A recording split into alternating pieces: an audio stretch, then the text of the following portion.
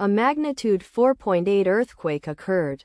Loyalty Islands, 135 kilometers NNE of Tadine, New Caledonia, or 296 kilometers NE of Noumea, New Caledonia, on Thursday, the 24th of July 2025, at 14 hours 25 minutes and 21 seconds local time.